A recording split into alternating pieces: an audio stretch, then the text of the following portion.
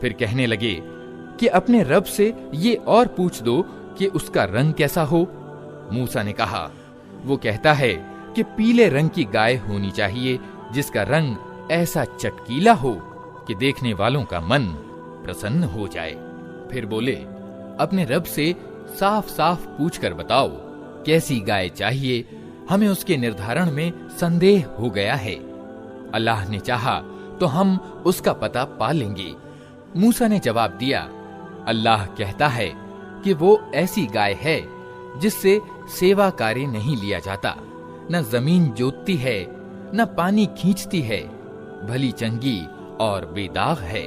इस पर वे पुकार उठे कि हाँ, अब तुमने ठीक पता बताया है। फिर उन्होंने उसे ज़बह किया, वरना वे ऐसा करते मालूम न होते थे।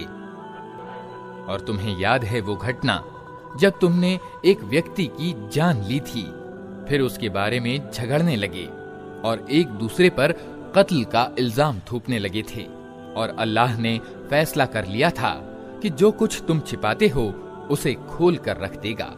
उस समय हमने हुक्म दिया कि मारे गए व्यक्ति की लाश को उसके एक भाग से चोट करो।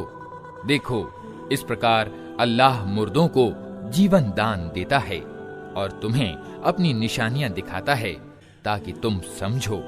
किंतु ऐसी निशानियां देख लेने के बाद भी अंततः तुम्हारे दिल सख्त हो गए, पत्थरों की तरह सख्त, बल्कि सख्ती में कुछ उनसे भी बढ़े हुए। क्योंकि पत्थरों में से तो कोई ऐसा भी होता है जिसमें से स्रोत फूट बहते हैं, कोई फटता है और उसमें से पानी निकल आता है, और कोई अल्लाह के डर से कांप कर गिर भी पड़ता है। अल्लाह तुम्हारी करतूतों से बेखबर नहीं है। ऐ मुसलमानों, अब क्या इन लोगों से तुम ये उम्मीद रखते हो कि ये तुम्हारे आमंत्रण को मान लेंगे, जबकि इनमें से एक गिरोह की नीति ये रही है कि उसने अल्लाह की वाणी सुनी और फिर खूब समझ बूझकर जानते हुए उसमें रद्दोबदल किया।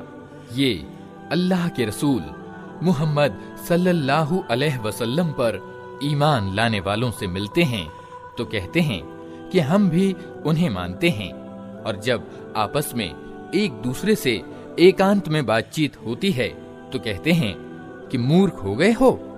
इन लोगों को वे बातें बताते हो जो अल्लाह ने तुम पर खोली हैं, ताकि तुम्हारे रब के पास तुम्हारे मुकाबले में उन्हें प्रमाण के रूप में प्रस्तुत करें। और क्या ये जानते नहीं हैं कि जो कुछ ये छिपाते हैं और जो कुछ जाहिर करते हैं, अल्लाह को सब बातों की खबर है। इनमें एक दूसरा गिरोह उम्मियों का है, जिनको अल्लाह की किताब का तो ज्ञान नहीं, बस अपनी निराधार आशाओं और कामनाओं को लिए बैठे हैं और केवल अटकल पर चले जा रहे हैं। तो विनाश और तबाही है उन लोगों के लिए जो अपने हाथों से धर्म विधान संबंधी लेख लिखते हैं, फिर लोगों से कहते हैं कि ये अल्लाह के पास से आया हुआ है, ताकि इसके बदले में थोड़ा सा लाभ उठा लें। उनके हाथों का ये लिखा भी उनके लिए तबाही का सामान है और उनकी ये कमाई भी उनके लिए विनाश का कारण।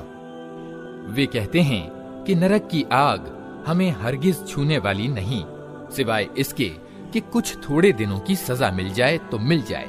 उनसे पूछो कि क्या तुमने अल्लाह से कोई वचन ले लिया है जिसके विरुद्ध वो नहीं कर सकता, या बात यह है कि तुम अल्लाह से लगाकर ऐसी बातें कह देते हो जिनके संबंध में तुम्हें ज्ञान नहीं है कि उसने उनका जिम्मा लिया है। आखिर तुम्हें नरक की आग क्यों न छुएगी?